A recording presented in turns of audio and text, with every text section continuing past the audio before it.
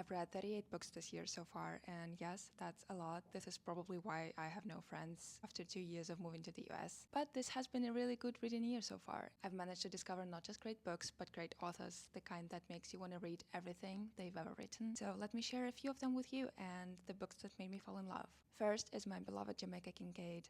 From the first pages of Annie John, I knew that I'm falling in love with this sharp lyrical prose and characters of unmatched candor. Kincaid explores themes of maturing, growing out of your family and friends, moving away from home, realizing your internal change, and coming to terms with it. When I read her, I feel seen like never before.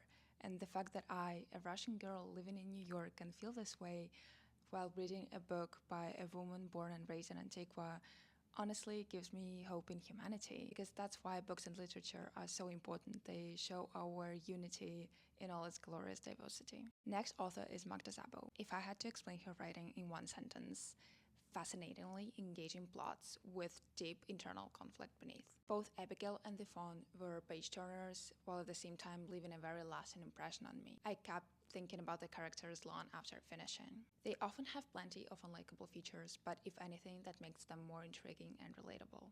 Szabo also adds complexity by weaving in historical events into her novels, not with the usual dramatism of a historical novel, but more in a way that feels like real life, because history is there, happening quietly in the background, shaping you and the world around you, often without you realizing it. The third author I want to share is Barbara Comyns. In my opinion, she has a very unique mix of truthful characters, intriguing plots, and this kind of dry, twisted, and often dark sense of humor. Two books that I've read are really hard to compare because they're very different, but both made me want to explore Comyns' work deeper. The worlds she creates are vivid and textured, somehow both surreal and relatable at the same time. And then there were a few authors that I've read for the first time this year as well and really love their books, but I've only read one book from each so far. Get your pencils ready. It's Elizabeth Bowen, Elif Batuman, Tove Ditlevsen, and Joan Didion.